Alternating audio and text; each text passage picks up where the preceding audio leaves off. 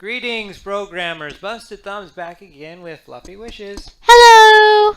And this is our second episode of doing the Frogger competition. And we left off in the first one where we had just kind of set up a little bit of the visuals and we'd set up the variables for time and lives. And now we need to start actually doing something with this program. It needs to be able to react to people pushing buttons. It needs to count down timers. It needs to keep track of lives, those sort of things. And there's actually kind of two approaches that we could take to do this. Kind of the traditional way inside of Scratch would be to say, if I have a car sprite, it should just kind of handle itself. It should keep track of where it should be on the screen, move across the screen, and then it should know if it's touching a frog or something. And then we would do the same thing with the logs. The logs would know when to come in. They'd do all that logic on their own. But in a game like this, what you actually want to do is you want all the rows of cars to be interacting at the same rate. You want them to make sure if they're moving at the same speed, they are exactly matching each other. And if you do that inside of Scratch in the kind of traditional way, you don't have a way of doing that because no one knows how fast the other sprites are moving or how fast the other logs or cars are moving. And so one way to get around that is to do what games really do. Real professionally developed games use something that they call a game loop. And the way I'm going to tackle this particular problem is to use a game loop. Okay? And so I actually, just in between the first and the second one, I backpacked over a bit of a game loop implementation and I stuck it inside of Frog over here. And we'll walk through that in detail in just a minute. But first what I want to do is make sure that once we've initialized our variables and we've set up for the first level, that we know that it's time to start the game loop. So we're going to go ahead and create a message that says to start our game loop. Just like that. And what the game loop's going to be kept track of in our main player, and our main player is the frog, which is why I put it in over here. So I definitely need to receive the start of the game loop and hook this stuff inside here. Now let me explain the variables and the notions that are inside of a game loop. The game loop tries to send out a message every 1/30th of a second, which is pretty quick, but in computer terms it's not so quick. So what we would like to do is to tell everybody we need to compute exactly where everybody needs to be at 1/30th of a second chunks, and then tell everybody that it's time to go ahead and update themselves to where they need to be. And the best way to do that, of course, is using the timer, and we take the timer and we try and figure out how many 1/30th of a second chunks have happened since the start of the game. Okay? So when we start our game loop, what we're going to do is we're going to reset our timer to 0. And if you remember, the timer counts in terms of seconds. And then we're going to have a notion of ticks. And a tick is the number of 30ths of a second that have happened since the game started, since our game loop started. So obviously at the very beginning, the amount of ticks that have happened is 0, because 0/30ths of a second have happened. And so I now have two variables in there that have to do with ticks. One is the actual tick count, and one is the last tick count, the last tick. And I should actually be setting that inside of here as well. So hold on, let me just quickly put that in. Underneath tick, our last tick should actually be in there as well. The last tick should be 0. And then I have a notion of what I call frames. And what the frames is going to be, because we don't actually know how long it's going to take to compute something. It might take more than 1/30th of a second. If it does, then what we actually need to know is how many ticks have happened since the last tick we broadcast to everybody happened. And so frames is that number. It's going to be taking the tick that we have now, and that might be, say 1/30th of a second happened, then it's 1, right? And then we subtract out our last tick time, which is 0, and then the frames happens to be 1, just like tick. If the next time 2/30ths of a second happen, so we're now 3/30ths of a second into our game, the last tick will say it was at 1, and the current tick will say that it's at 3. And so the number of frames that has actually happened is going to be what? 30? No, what's 3 minus 1? Oh, 2. 3 minus 1 is 2. So that's the number of ticks that have happened. Uh, I know this is hard to follow along because it involves some math. And the best thing to do is to make sure you go one by one and kind of draw this out in your own mind, how this works. And it's so easy to tune this out if you don't quite understand what's going on. But it's kind of crucial to understand how a game loop works, because we can use this in all sorts of games, especially platformer-like games. So it's pretty important to understand what's going on here. So I've kept track of ticks, and I've kept track of these frames, and we're going to compute that inside of this big long loop. But then I'm also keep track of one more thing, which is whether our program is running or not. And at the beginning of the game, obviously our program is going to be running, and at some point we're going to set is running to false. So I'm going to say inside of this loop, we're just going to keep looping around, and we're going to figure out all the things that have to do with ticks.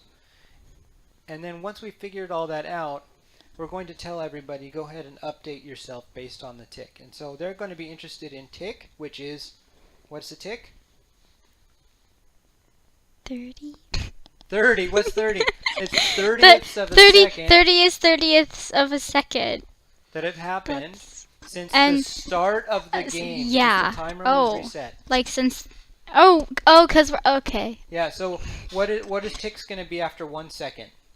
Ticks after 1 second is going to be 30. Yes. So your 30 answer was correct. There you go. Yes. All right. Good job. So after 2 seconds, what is ticks going to be? 60. How about after 1.5 seconds? 45. Good. We got some math going on. Now we understand. Ticks will be updating at that cadence, and we'll be doing the logic for the frog and for almost everything we can inside the frog sprite, and then we'll be broadcasting to everyone to go update themselves. The easiest thing to update based on this is actually the timer itself. So this is something very generic, this particular little bit that I just brought in over from another game loop that I'd done before. And let's walk through what's inside of this loop, and then we'll actually do something with it. So the first thing we do is we set the last tick to the tick. And that means we need to keep track of what our tick was when we ended the loop last time. In order to do that, we have to set the last tick variable to the tick that hasn't yet been computed for this go around. As soon as we've done that and we kept track of what that last tick was, we can actually figure out what the tick is now. And what the tick is now is going to be our timer value, which is the number of seconds since the game started, which was at the top of this loop. And we're going to multiply that by 30 because we're interested in 30ths of a second, right? Okay. And then our frames, like I said, is this current tick minus the last tick. Okay. And so actually, we can get into a point where the amount of time that happened since the last tick is actually less than a 30th of a second. If that's the case, we're going to get into this case right here, where the tick is now, it should actually be less than or equal to the last tick. Actually, what we should be doing here, this is wrong. What we should be doing is tracking if the frames is less than 1. So if frames, which is the difference between the tick and the last tick. So if not even a 30th of a second has happened, if frames is less than 1, then let's wait at least half of that time, the 1 over 60 here, and then we'll go ahead and set frames to 1.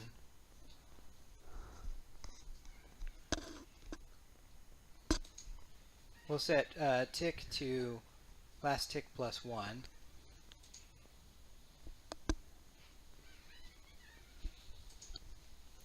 We'll set that to this.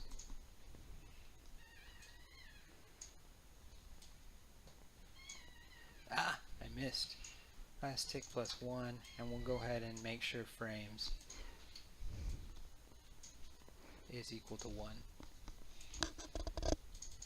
And actually, I'm going to be more safe on this particular program. I'm going to just go ahead and say, hey, if that didn't happen, if we didn't get to the point where we had even 1 tick inside of there, I'm going to just go ahead and set, I'm going to go ahead and wait the 30th of a second that we need to wait. And I might adjust this a little bit later as we see how much time it takes to compute these things.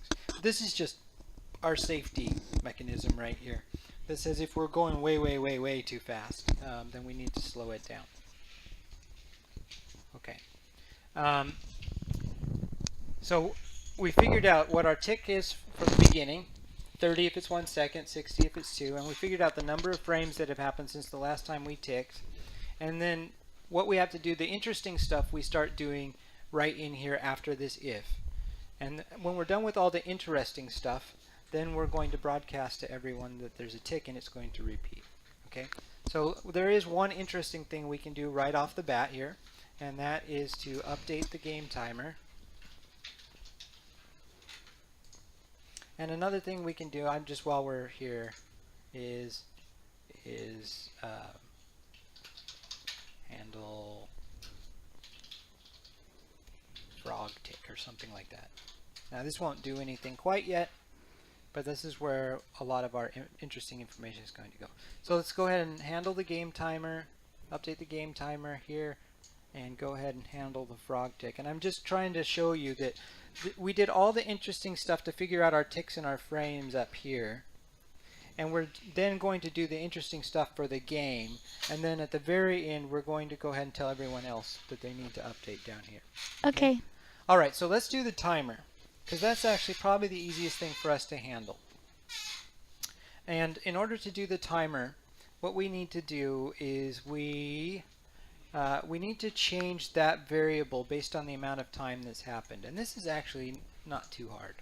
We can go ahead and set our time variable to the amount of time that's happened minus 30 seconds. They have 30 seconds to get it done. So actually what we're going to do is go ahead and subtract, take 30 seconds and subtract out what value we have inside the timer. And the timer is actually not just in seconds, it's in fractions of a second too, so it could be 0.01, and that's not going to look very good inside that variable right there. So let's make sure we round that number to make it somewhat presentable to the user. Okay? Now, the one thing that is important, if you're doing this just along with me and you've set up this code right here and you've put in your broadcast tick and wait, it's important to make sure that your other sprites actually have when I receive tick inside of them. Because the way Scratch works is if you get to the bottom of to a place where it does broadcast and wait, if no one handles it, it's going to wait forever and it's never going to repeat again.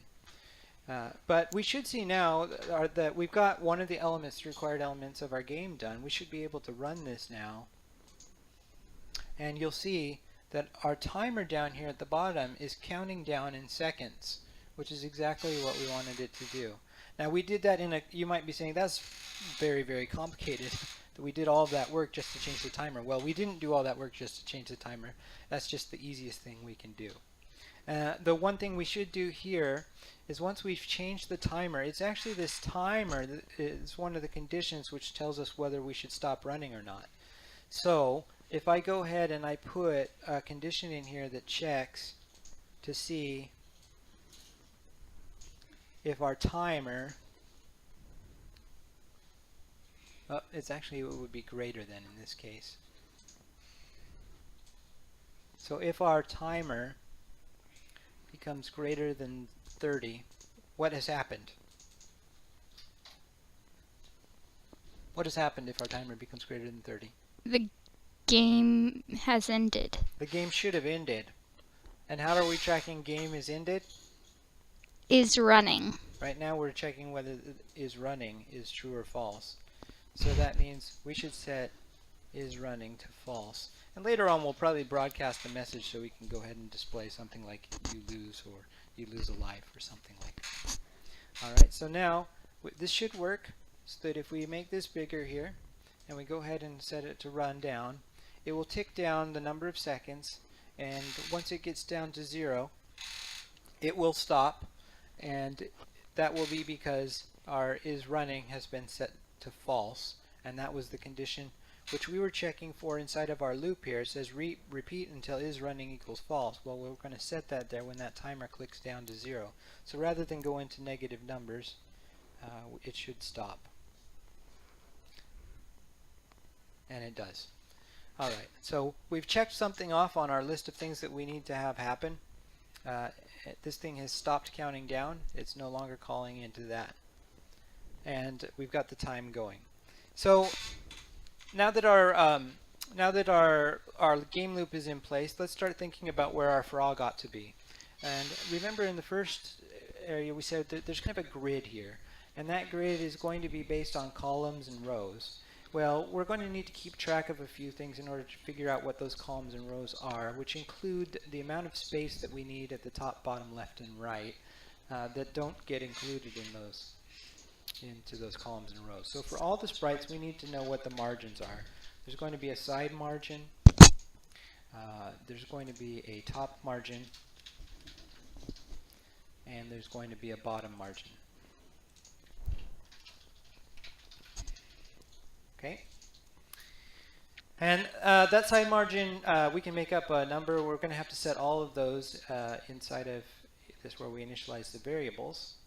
So let's say that the side margins, I don't know, it's about this much space here, which seems to be about 10 pixels. So let's go ahead and say that there are 10 pixels to the side margin. Let's set the top margin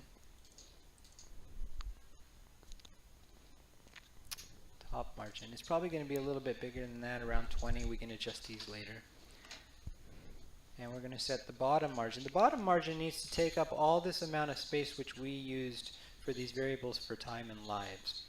So it looks like when I go over it that my y gets to about negative 150 or so out of negative 180. That means my bottom margin's around 30. Probably means my top margin's a little too big, so let's just go ahead and make that 10 as well. Okay, when I have that information, I can now compute things such as the row size and the column size. So we said that there are going to be 13 columns. So let's go ahead and make a variable that says column width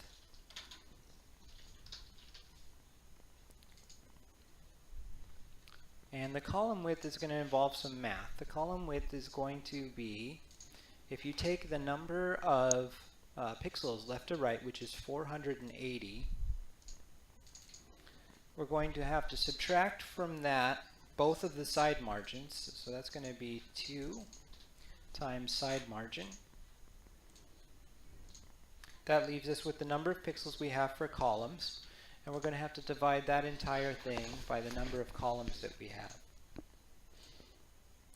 And you know what? It's probably just best for us to keep track of that inside of a variable as well. So I'm going to call one column count. And not a list.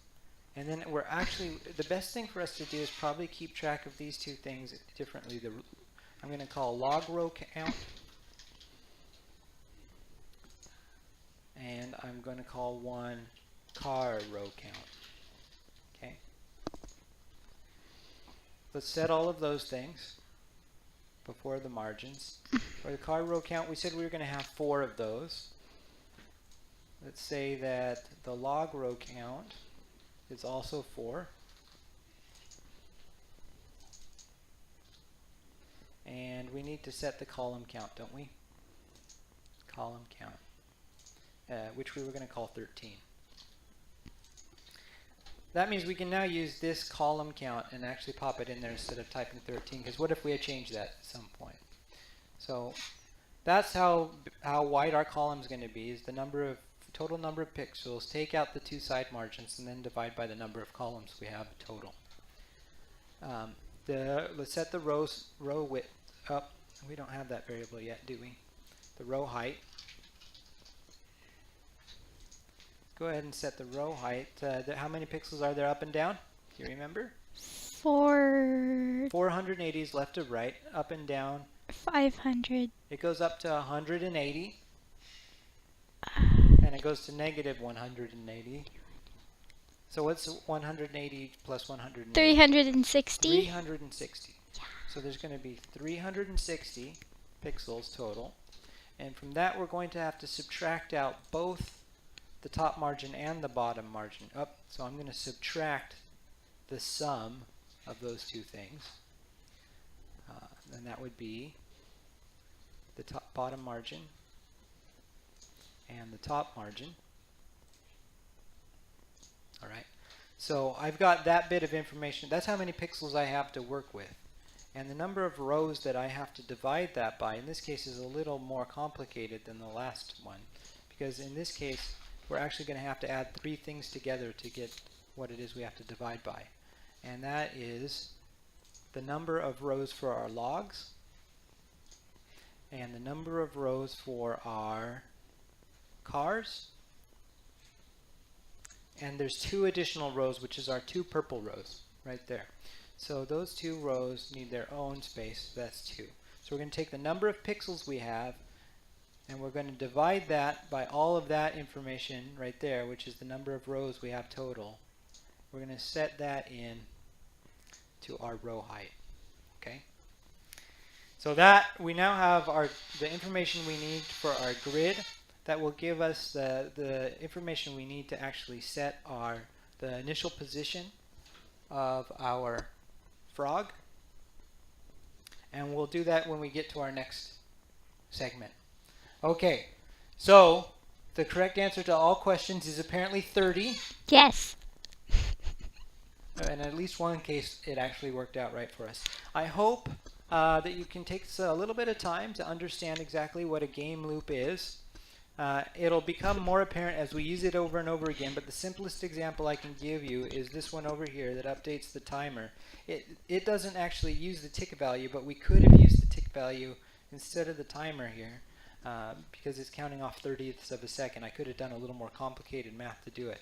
Maybe that's a good exercise for you to help understand it. If you're having trouble following along, see if you could update game timer to change the script that's in here to actually be using the tick instead of the timer value to do exactly the same thing we've done here.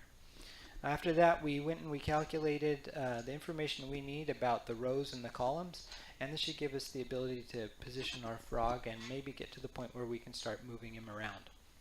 All right, thank you for listening into this. It's fairly complicated